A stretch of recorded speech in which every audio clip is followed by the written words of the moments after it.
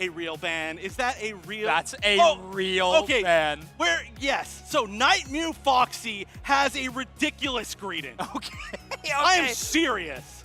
Night Mew Foxy is going to have to face a court of law for their Greedent abilities, and Fluffy Nemesis bringing them to trial here, banning that Greedent. Blaziken as well. MYS with some more traditional bans in the Charizard and the Leafeon. Love that Leafeon call out though. Shut down Trainer LGC from that dominant pick. I mean, Trainer does have a few cool picks up their sleeve. We'll see what's going to end up being. Umbreon, though, looking like the first pick. Okay. And I've been saying this the whole day. I feel like Umbreon is the top pick that does not get banned so far this weekend. It's at least very much up there. Yeah, we see, if you can zoom in on that stat screen, we got 73% win rate on this Umbreon right now for Asnable. So obviously having a fantastic tournament. Yemu going to lock in that Gyarados. So a Gyarados team on MYS as well, I suppose. I wasn't sure if that was going to be two big difference makers between these teams, but MYS leading into the Gyara. I mean, Gyarados has been another one that I feel like, even though people have known it's good, they've been really far ahead. But whoa, the Dodrio coming out alongside the Mew. I feel like we're shifting back some metas all of a sudden here, but still all great Pokemon. Yeah, what is this? Okay, we're going to have the Cramorant Eatfan going to lock in that Pokemon. No Inteleon, not with the threat of Gyarados and Dodrio constantly trying to get into your backline. Instead, we're going Dive Cramorant, have that mobility, have some of those big knockups to access to. Metallic is going to lock it. We're talking old metas. We're talking Lucario. Metallic going to take that as the final pick for Team Nemesis. Interesting with Lucario. I'm really curious as to why specifically that is being chosen. I mean, potentially, we got to see the moveset, of course, first. You could ideally maybe try to get some people, you know, away from some nice safe Hoopa portals, or maybe you just want to dive really far back behind and take out the Mew, but I don't know. One of my favorite Lucario versus Hoopa shenanigans, if we're talking about canceling portals, is the boosted auto attack of Lucario. He does that little, like, puts the bone on the ground, does the kickflip thing, and actually knocks them up vertically, preventing someone from taking that portal back. So it's a pretty niche moment when it happens, but boy, is it cool. It is. And by the way, we can talk about this as well, cool guy. Oh, sorry. We're good. You were not close enough on that when you were like cool, and I thought you were just like doing a pose because you're a cool guy, and cool guys do poses. I feel less cool now. All right, you know what? You're double cool. I'm not cool for leaving you hanging. Multi-role Pokemon, apparently multi-path as well. We're playing top path. Really anything is possible. Anything's possible in this game as we go into the first game of Fluffy Nemesis versus Team MYS. Fluffy Nemesis on the left in the purple, Team MYS on the right in the orange. And they are going to be sending that Magikarp up top where it usually is. But this is going to be a really tough path to fight through. MYS playing a really weird early loadout here with the Mew going into the central area, and it will be the Dodrio in the bottom path. Rex trying to stack early, will steal a Citrus Berry and waste a ton of time. This little Eevee is on a mission, and the defender Umbreon will be buying tons of time. Effort gauge will almost get completely filled up, though, as Magikarp does earn a knockout. That will gain you the most amount of effort out of any moment that Magikarp can. Yeah, that I would have to expect we are going to see a pretty early, wow, evolution, 9 minutes and 10 seconds left. That is unbelievably early. Yeah, I mean, Nemesis gave it to them, right? They served that up on a silver platter. We got to hope that the risk is going to be worth it. And at the very least, we got a lot of scores going in from the early path from Trainer on this Sarah ledge. Interesting to see them on this Pokemon. I don't think I've had the pleasure of casting them on this pick in particular because I don't know if we've talked about that too much. Sarah Ledge making its UCS tournament debut here at the World Championships. Yeah, and even honestly, when we do get to see it legal, it is banned a lot of the time. This is a little bit rare, but I'm excited to see it as well from a player that is so well known for a lot of their Pokemon. Right now, though, we are going to see, of course, the dominance of this Gyarados evolving one of the earliest that I've ever seen in a UCS game, and just being able to go in, control some stacks. Everything's feeling pretty good. Especially, I mean, Lucario, strong in path, but not that strong. Yeah, I think just the silver lining for Fluffy Nemesis is how well the bottom side of the map has been going for them so far. However, it is still a Piloswine as well as the Dodrio, the constant threats. Actually, all of MYS showing up for this one. A full 5 versus 4 in this initial team fight. But so far, it's all about the wild Pokemon. Big Electro Ball splashes a few. Boosted Auto knocks up, but the portal is perfect. And MYS going to clearly win that first engage. I was so sure they knocked that Piloswine out of the portal. I was like 100% sure on that, but that's why you never trust me. And this is going to be a goal zone break very early on, that top path being demolished by that Gyarados, and now they've got the mobility to just shuffle around to the bottom path. We're going to see a lot of center clear, an attempt to steal here maybe, with that tri-attack a little bit too slow. Yeah, I mean, tri-attack definitely a little cheeky, but it's not going to find the last hit on that knockout. They're still going to roam towards the top side of the map. Hoopa just enabling so many crazy strategies for this high mobility Dodrio. They could be basically anywhere, and at any given moment, all they got to do is return to one of their goal zones, and Hoopa can bring them to join the fight. That is the macro level that Hoopa brings to the table. I mean, Hoopa is so key to so many victories, and right now you can see that they are split. They are split for these objectives because they know that they can watch both sides and do whatever wow, oh my goodness, that was a quick burn down on the Regieleki, and a quick burn down on the basement Reggie, the Reggie Rock from both sides. MYS taking it. Yeah, I mean, MYS basically sealing that. Revenant Rend into the backline is going to knock, or at least hit a couple of targets. It's going to be Mew finally going down. Asmonville takes credit for the knockout, but Saraledge is going to retreat all the way back. Trainer looking for another spot to engage, but they won't have the Unite move to use. Ice Fang going to buy them a little bit of time, so much so that the Trevenant goes down. Asmonville pretty early in this fight, and that allows for a big scoring push from MYS. Still all 5 members of MYS up and healthy, and Nightmare Foxy didn't even have to be there. That was a dominant first team fight, plus now they get to farm the center, EXP. They're up by 119 points. Everything is looking so good for them. Levels, though, still not too bad of a lead. At least we still do see that Saraledge at the level 10, matching that Gyarados. But I do have to say, Team MYS, for a team that didn't seem like they were going to be able to easily control the early game, they have certainly controlled this early game. Yeah, they found that momentum early, and they have locked into a level, I mean, that Fluffy Nemesis certainly has not been prepared for so far. We're going to see an early push from Rex on this Umbreon to try to gain a little bit of vision. The Umbreon passive not going to get knocked out. It's a big score, but there is a ton of crowd control the other way. But it's all a trap. Asmonville lands a huge Horn Leech, bringing back the enemy team into the clutches of the Fluffy Nemesis squad, and that's a perfect takedown. Alongside that Aura Cannon, that was just a beautiful little jump right there. And you need to take everything you can. Of course, points started to even up right before that, and now levels are really starting to look even. Fluffy Nemesis is even the first one to hit 11 on that Saraledge. So this is why I was so excited for this match. Look at how much of a back and forth it is. Yeah. And it's continuing as we're about to get the next set of big objective spawns. It does seem like Team MYS focusing on the bottom a little bit more, trying to stop this dunk up here, of course, but only Metallic up on top with that Lucario. Yeah, it's a really tough spot for Fluffy Nemesis. It was a big team fight winning the top side, but a lot of investment. They don't have many Unite moves, so when the next spawns of these Reggies, both top and bottom, show up, they actually have to spend a lot of time farming. We have Rex on the invade, Metallic on the objective, and Yeet Fan on that top side, just knocking out any bit of that wild Pokemon experience. Regieleki will walk down the path, though, so great work from Metallic and Trainer to solo that objective.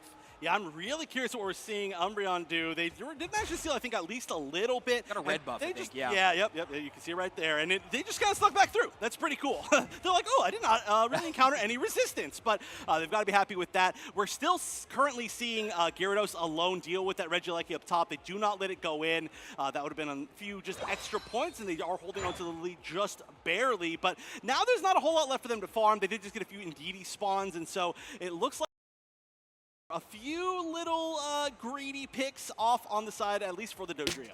Yeah, this feels like one of those just game one of game ones, right? Very patient play from both sides. If they're taking a fight around an objective, it's usually because they're favored. They do not want to have many big risky plays at this moment. In game one, you really got to play it safe. You got to learn how the enemy team plays. Rex, on the other hand, trying to foray into the enemy spot to score in that goal zone, but great stop by MYS. I like that play from Garrett. I believe Yemu standing in that tall grass for that ambush. Ooh, and now they're going to be Isaac Fanging back. Oh, Umbreon using the Unite, but not to any avail. And that is a 3-minute, 18-second mark. I mean, it was the last good opportunity to use it, but didn't really get them all that much. And now we're going to see a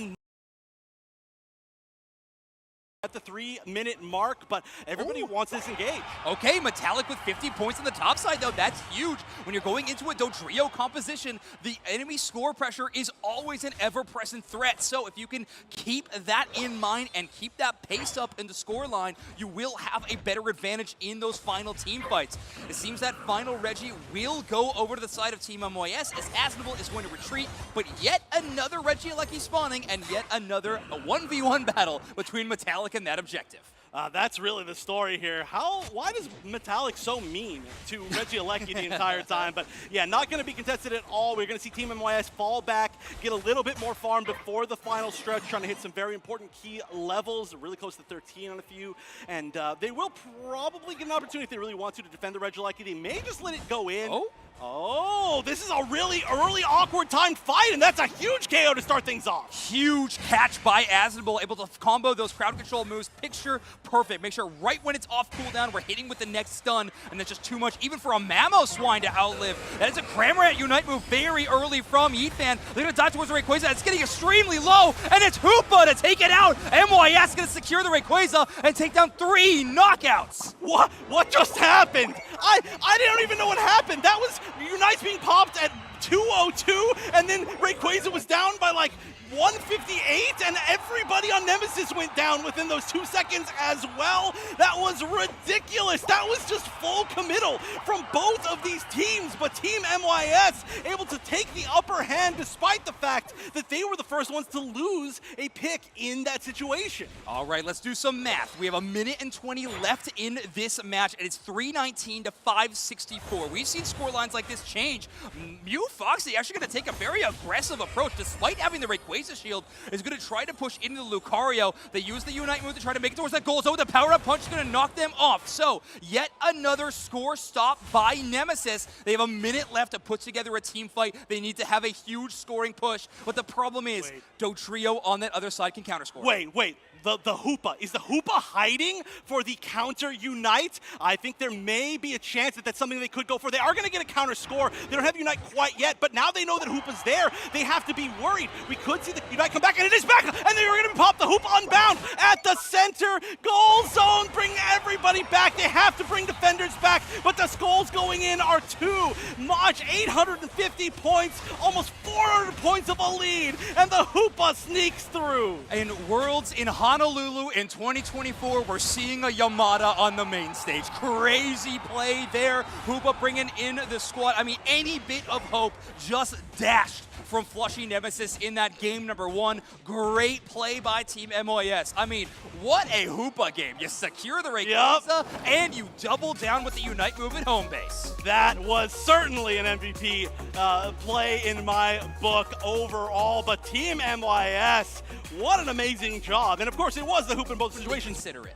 And it's also a target versus MYS, of course. But it looks like their first ban, once again, going towards the Greedent. I gotta say, I picked Greedent as one of my Pokemon to watch this weekend, and I was really expecting that Dupsnax and Sprinkles were gonna make fun of me for it, at least a little bit, because it seems like a silly choice. But look at this! It's getting banned right away. And Gatlu technically used it off broadcast, but we'll see if we can see it actually being played. The rest of the bans looking very, very similar. We are going to be seeing the normal bans from MYS, and I mean, everything's on the same side, so I do think there's a chance we could see some similar comps. Yeah, for sure. I am curious where we're going to go. I mean, similar bands tend to lead to similar compositions. So, and interesting enough, Fluffy Nemesis, they lose that first game, they elect for that first pick position again. So they want to run that back. It'll be Yamu returning to the Gyarados and Yang back on the Hoopa. Now, reminder about MYS, we talked about the big Worlds veterans on a few of those teams. The rookie is HT. That is the hot new upstart on this squad. They are looking to make a name for themselves on the world stage. And so far that last game, they look pretty good, but personally, I really want to see their Mimikyu. I would love to see that. When we saw, I believe it was Fennel earlier, they banned Mimikyu first pick every single game regardless, and we still haven't seen a Mimikyu even at all is what I'm trying to think of. I really don't know if we've seen literally a single one on broadcast so far, so I really want to see one of these teams pop off with that highly valued Pokemon, but that's not what we're going to be seeing. We saw a little bit of it, I think, at some point. But there it is, another Mamo Swine pick yet again for Remonks, looking pretty good in terms of the stats. If you want to look at that on the screen, 100% win rates. I think this might be one of their first games of the tournament, and they played that Mamo Swine last time, so pretty successful. This was my Pokemon to watch in the tournament, or at least my defender selection that I chose in that one, and I got to admit, a pretty rocky start to the day for Mamo Swine. It was played a ton and won nothing. However, it is starting to pick up some momentum. It's getting some success, and clearly evidenced by how many times it has been selected these days. Teams are liking the Mammut. I mean, it has been able to deal with, the fact that currently we are in a very brawler-heavy meta. We get a lot of these strong top path Pokemon, a lot of the... you need that extra distance gained, and you're not really picking Mamo Swine into those compositions anyways. That's right. But here we go. Team MYS up one game against Fluffy Nemesis. Fluffy Nemesis really wants to win at least one more game, considering the fact that they were 2-1 in their previous round of the tournament, I should say. Yeah. And now they've got to make that happen. Fluffy Nemesis on the left, of course, Team MYS on the right. Yeah, getting more wins in your column, and even if they're not match wins or just game wins, are absolutely huge in this group stage format, and that's what they are looking for currently. 3 players in the top path as Mew is going to make a rotation. Great play by Asnable to jump in front of that boosted auto attack to prevent Lucario from taking any extra damage. Steadfast probably would have kept him from being knocked out, but still, that allows Metallic to play it a bit more safe. Gotta expect a good mobility from the red comment, and that is going to allow them to kind of hold on to that path. Things are looking pretty scary, right? I mean, a Mew early on, especially a center area Mew, is going to be one of the scariest things to be kind of threatening you, because you're scared from so far away, even already on your own goal zone. But they did manage to hold on. They made sure that things weren't as bad as they could have been. Yeah, and we actually see the rotation now. So Yemu on the Gyarados is going to rotate into their own central area. Kind of expected HT on the Dodrio to pick up some of that experience, but favoring getting that Gyarados a little bit earlier if they can. Lots of damage as 4 players are going to make their way to the bottom path. Asnable holding down the top path, and let me check my notes, a Phantom. Hey, Phantom can be a little bit scary. Good Phantom play so far, but the fight is happening in the center area, I should say, for Team MYS. They are going to finally catch Umbreon and try to chase everybody else out. And Yemu cleanses the mean look with the bounce. So before that mean look, you get a little eye icon that opens above you. Before the eye opens, if you get any unstoppable keyword, you will not get locked in that little circle of that lockdown of mean look. So great timing by Yemu to employ that mechanic of unstoppable and dodge that, crowd control by Rex.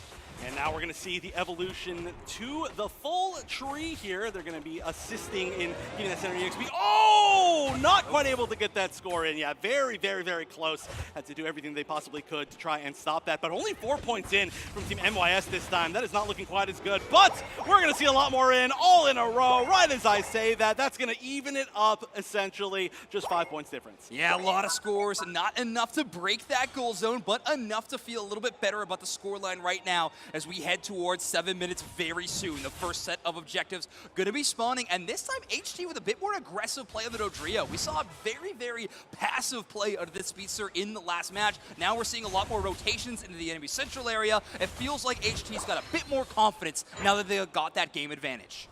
You've got to have some confidence when you're going up against one of the best teams in the world and you're up a game. But I do have to say we did lose the Tier 1 gold zone on bottom, which is going to be huge for these objective spawns. It's going to remove a lot of the mobility of the Hoopa being able to rotate down easily to the basement Reggie. And that's why you're seeing a lot of members, I think, of Team MYS just run down there manually. But they may have to engage here as there's plenty of members from the other side as well. Big wood hammer. And we're going to see the Extreme Speed try to go in and do a little bit more damage. It does not get the reset, but Regirock's still going to go down to Fluffy Nemesis. Yeah, interesting. I mean, a huge flip up in strategy for Fluffy Nemesis, playing very hard around that bottom objective, understanding that that's where MYS wants to be, and if we want to slow them down, that's where we need to take the team fight. Again, HT on this aggressive angle into the enemy central area, and a very rare case where Regieleki is knocked out and Metallic is not present. I gotta ask, was that Extreme Speed or was that Power Up Punch? I feel like I maybe was wrong. That is Power Up Punch. Yep. Okay, yep. Sorry, I'm wearing sunglasses. But no, honestly, it looks like when you catch the last half of it, you're like, well, it was one of them would do dashing moves.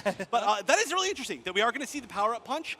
That does mean that they're going to have a little bit more secure. And I think with what happened in the last game, they want some secure. Yeah, and honestly, I think Fluffy Nemesis is pretty happy with how that Regieleki goes, right? It goes into that goal zone, breaks extremely early, and we can see the overdunk situation. Fluffy Nemesis still has the lead despite losing that tier 1 goal zone. Regieleki not breaking it by very much. Fluffy Nemesis feeling okay about that. I mean, when a goal zone cracking like a coconut like that, just a little bit under, you're feeling okay.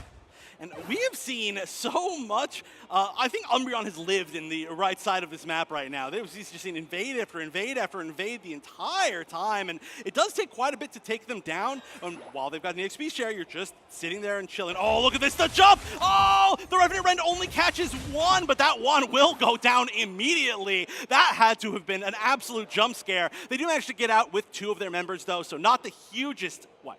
Yeah, it's enough, right? Also, we got to talk about the Sarah Ledge 4 trainer here running that Psycho Cut build. So not going with the Bitter Blade for that self-sustain, instead going with that physical defense shred. Will help enable some of their physical attackers like the Lucario or the Trevenant, but Cramorant also has a little bit of defense shred with their boosted auto attacks as well, so we can cleanse that down a little bit and line up some huge engages if we get a big Psycho Cut from Sarah Ledge. We may need some huge engages here as we're going to see the next set of big objectives spawn, but Fluffy Nemesis truly controlling that bottom path, and Team MYS truly controlling this top path. And what a flip-flop. Yeah, I know. It completely went around, but hey, that's how the goal zones are even going now. So we are going to see them not even go for it. They're going for that tier 2. They're going to get a good amount in, almost 70, but now the counter push is happening. Oh, it's not going to matter. They're just getting out of there through the Hoopa Unite. That Regieleki is taken. Are they going to continue to push it down? Another play set up and enabled by Hoopa. We're seeing it time and time again.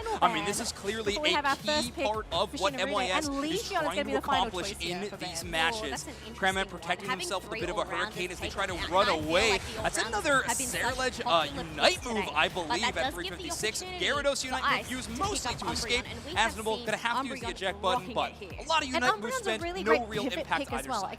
Yeah, it was just kind of scaring the opponent, you know? You're just like, hey, don't come over here. Look at me, I'm scary. But, I mean, at this point, clearly there's a lot of respect between both of these teams as far as, I mean, they've had a lot of really close fights and game now so far, but they're also sitting very close to each other as far as strength. The level 12s are the big difference on the side of Fluffy Nemesis. Points are relatively close, levels are still relatively close, and I think they're starting to realize that they're getting to that end point of the game that made the huge difference last time. They do not want such a maybe chaotic, almost flip or weird team fight as they saw. And in a game 2, after a flip situation like that in game 1, it's so tough to be that team on the losing end because now you have to be so wary of the flip and play around it, and MYS can kind of just toy with Fluffy Nemesis, right? They can hit Ray, bait them in, play around Dodrio, backcap, use the portal relocation towards a goal zone play. I mean, really, they have so many options, whereas Fluffy Nemesis really has to be zoned in on that main objective of the Rayquaza. Oh, and then we're getting really close to that. I mean, both objectives will be spawning, both the top and bottom Reggies will be spawning before that happens. And once again, Fluffy Nemesis sitting down here, very happy to take this essentially for free. That can be a huge commitment, but they're taking that huge commitment, and that means that they actually are going to take that so quickly, they've got some time to readjust.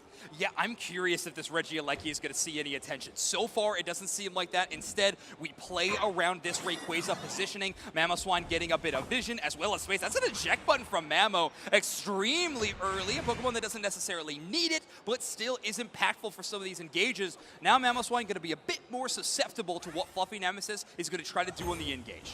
Oh, and speaking of the engage, they checked for that with the Woodhammer. That was almost a beautiful Woodhammer. Great retreat by the side of Team MYS. They can go back. They've got the Mew. They can start to poke. Beam is going to, I think, maybe connecting the Sarah Ledge, or maybe not quite, but yeah, it's just going to take a little bit of damage. And they just got to find one good pick with the Woodhammer here on the side of Fluffy Nemesis, but it's just a back and forth.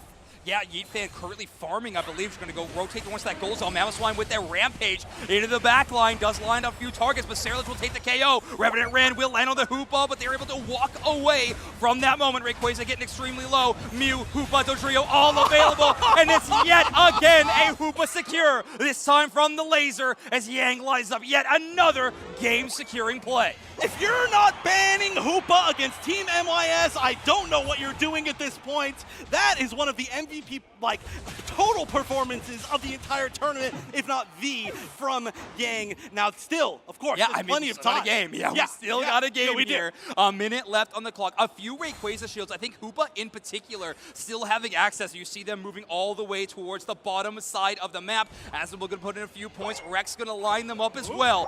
First goal's unbroken, 236 to 256. An extremely close game, but both Mew and Hoopa have Rayquaza shields.